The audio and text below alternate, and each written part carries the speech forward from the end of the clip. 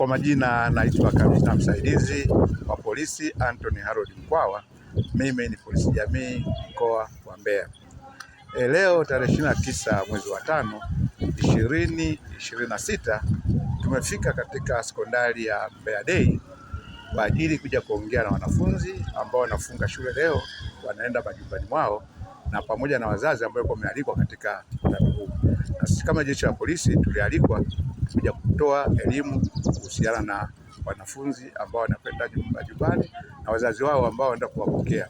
Na kubwa ambayo tumeongea nao ni yale ambayo ni maelekezo ambayo tunapewa kama jeshi la polisi, kuongea na vikundi mbalimbali, kuwepo wanafunzi na wazazi na watu wengine, ili kufikisha ujumbe ambao kwa sasa hivi kama jeshi la polisi tunaambia tuwafikie wananchi, tufikie jamii, tuwaeleze nini cha kufanya ili angalau kupunguza ile gepu kati ya wananchi na serikali yao.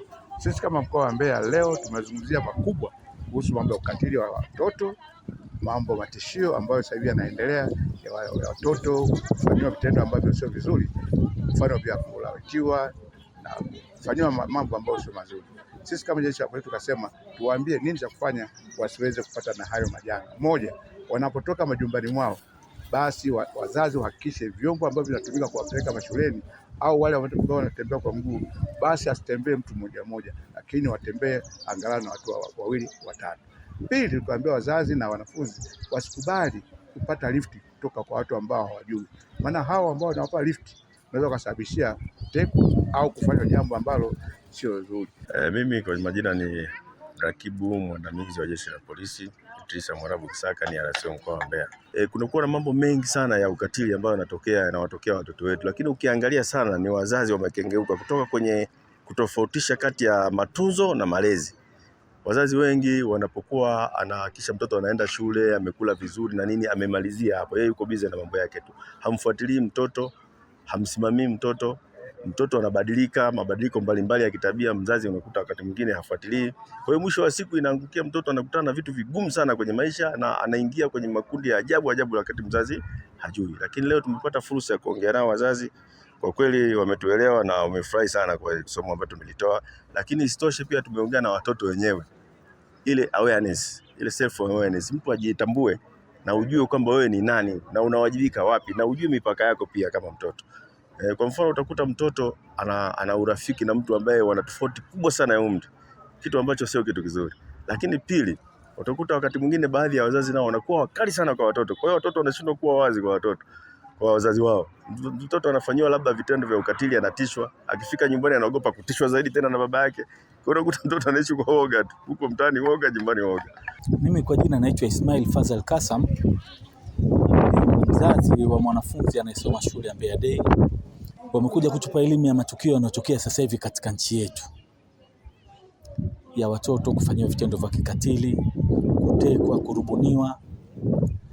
Leo wamekuja kutoa elimu ya jinsi ya kukaa na watoto wetu, kuwachunguza nyenendo zao na jinsi ya kuweza kupambana na hali hizo. Tujitahadhari na wageni wanaokuja katika majumba yetu, kwa watoto wetu tuzichunguze tabia zao, tujue wanakuja kwa nia gani. Lakini lingine pia napenda kusisitiza kwamba na sisi wazazi, jua kwamba tunapewa elimu, na sisi pia tuwe karibu na watoto wetu, tusiwaonyeshe ukatili. Majina yangu naitwa mrakibu wa jeshi la polisi Nuru Elias Mahenge, ni afisa ushirikishaji wa jamii katika wilaya ya Mbeya mjini. Tumewakumbusha kuhusiana na watoto wanapokuwa likizo, wawe karibu na watoto, kwa maana saizi watoto hawaendi shule, watoto wanaenda tuition. Waangalie maeneo ya tuition wanakopeleka watoto wao ni maeneo sahihi, walimu wao wa tuition ni walimu sahihi, na pia waangalie wageni. Familia zetu za Kiafrika tumekuwa tukipokea wageni mbalimbali kutoka maeneo mbalimbali vijijini, na kwa ndugu zetu ambao wanaishi miji mingine tunawapokea kwa ajili ya likizo, na wengine wamekuwa wakija kama kututembelea wakati wa likizo, lakini wengine wamekuwa wakija kutafuta maisha.